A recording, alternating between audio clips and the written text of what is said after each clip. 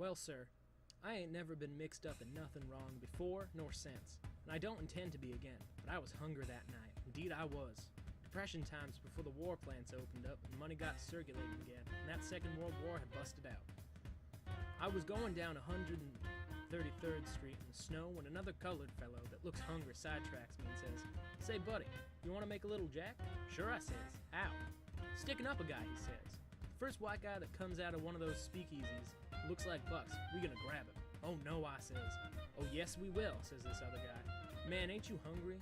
Didn't I see you down there at the charities today not getting nothing like me? You didn't get a thing, did you? Hell no." "Well, you gotta take what you want, that's all. Reach out and take it. Even if you're starving, don't starve like a fool. You must be in love with white folks or something. I was scared. Do you think they care about you?" "No," I says. "They sure don't," he says. "These here rich folks come up to the Harlem, spending 40, 50 bucks in nightclubs and speakeasies, and don't care nothing about you and me out here in the streets, do they? Huh? Well, one of them's gonna give up some money tonight before he gets home." "What about the cops?" "To hell with the cops," says the other guy. "Now listen now.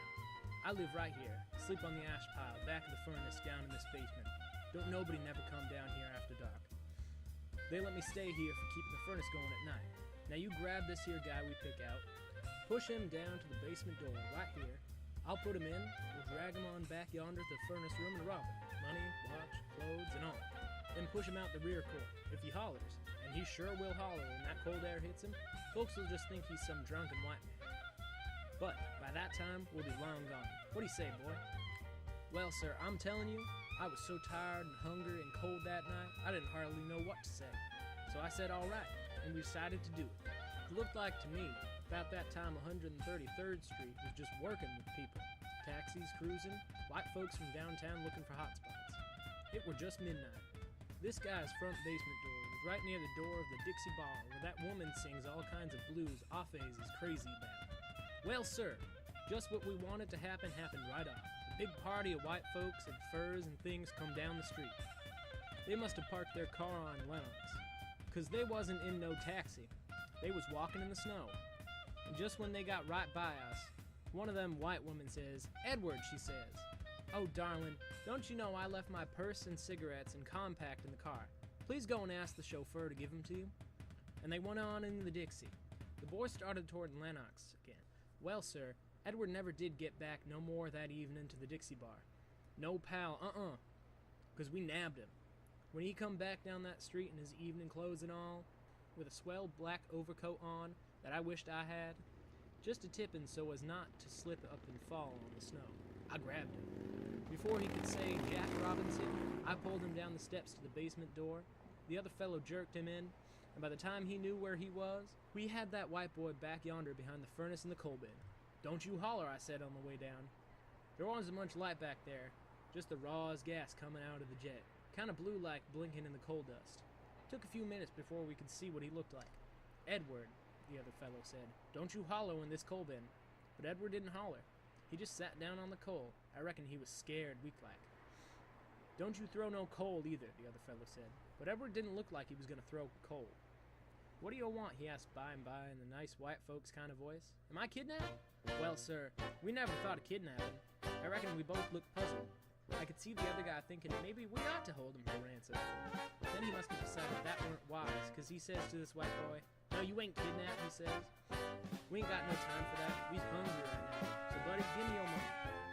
The white boy handed out of his coat pocket, amongst other things, a lady's pretty white beaded bag that he'd been sent after. My partner held it up. "Doggone," he said. "My gal could go for this. She likes pretty things. Stand up and let me see what else you got." The white guy got up, and the other fellow went through his pockets and took out a wallet, a gold watch, a cigarette lighter, and he got a swell key ring and some other little things that colored folk never used. "Thank you," said the other guy when he got through frisking the white boy. "I guess I'll eat tomorrow and smoke right now," he said, opening up the white boy's cigarette case.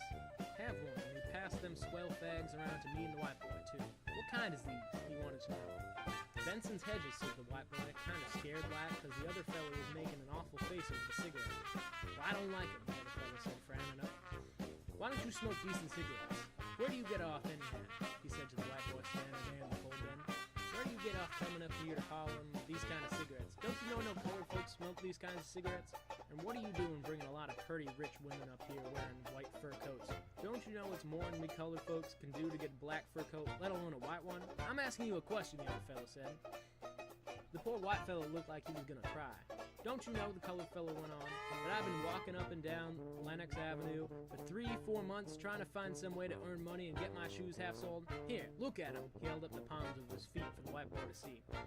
There sure were big holes in his shoes. Look here, he said to the white boy. Still, you got the nerve to come up here to Harlem all dressed up in a tuxedo suit with a stiff shirt on and diamonds shining out on the front of it, a silk muffler on, a big heavy overcoat. Give me that overcoat, the other fellow said.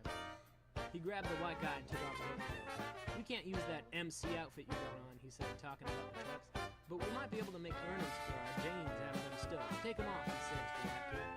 All this time, I was just standing there. I wasn't doing nothing. The other fellow had taken all the stuff so far and had his arms full. Wearing diamonds up here to Harlem and me starving, the other fellow said. Damn! I'm sorry, said the white fellow. Sorry, the other guy said. What's your name? Edward Petey McGill III, said the white fellow. What third? Said the colored fellow. Where's the other two? My father and my grandfather, said the white boy. I'm the third. I had a father and a grandfather too, said the other fellow. But I know third, I'm the first. Ain't never been one like me. I'm a new model, he laughed out loud. When he laughed, the white boy looked real scared. He looked like he wanted to holler, but he sat down in the coal again. The front of his shirt was all black where he took the diamonds out. The wind came in through a broken pane above the coal bin. The white fellow sat there shivering. He was just a kid, 18 or 20 maybe, running around to nightclubs. We ain't gonna kill you, the other fellow kept laughing. We ain't got the time. But if you sit in that coal long enough, white boy, you'll be black at me. Give me your shoes. I might maybe can sell them. The white fellow took off his shoes. As he handed them to the colored fellow, he had to laugh himself. It looked so crazy handing someone else's shoes. We all laughed. But I'm laughing last, said the other fellow. You two can stay here and laugh if you want. Both of you. I'm gone. So long. And man, don't you know, he went on out from that basement and took all that stuff. Left me standing there just as empty-handed as when I come in here. Yes, sir. He left me with that white boy standing in the coal. He done took the money, the diamonds, and everything, even the shoes. And me with nothing. Was I stung? I'm asking you. Ain't you gonna gimme none? I hollered, running up after him down that dark hall. Where's my part? I couldn't even see him in the dark, but I heard him. Get back there, he yelled at me, and watch that white boy till I get out of here. Get back there, he hollered, or I'll knock your living gizzard out. I don't know you. I got back, and there me and that white boy were standing in the strange coal bin, him looking like a crick's chicken and me feeling like a fool. Well, sir, we both had to laugh again. Say, says the white boy, is he gone? He ain't here, I said. Gee, this was exciting, said the white fellow, turning up his tux collar. This was thrilling. What? I says. This is the first exciting thing that's ever happened, says the white guy. This is the first time in my life I've ever had a good time at home. Everything else has been fake, a show. You know, something you would pay for. This was real. Say, buddy, I says, if I had your money, I'd always be having a good time. No, you wouldn't, says the white boy. Yes, I would too, I said. The white boy shook his head. Then he asked me if he could go home, and I said, sure, why not? So we went up the dark hall, and I said, wait a minute. I went up and looked, but there wasn't no cops or nobody much in the streets. So I said, so long to that white boy. I'm glad you had a good time, and left him standing there on the sidewalk in his stocking feet, waiting for a taxi. I went out that street hungrier than I am now, and I kept thinking about that boy with all his money. I said to myself, what do you suppose is the matter with rich white folks? Why you reckon they ain't happy?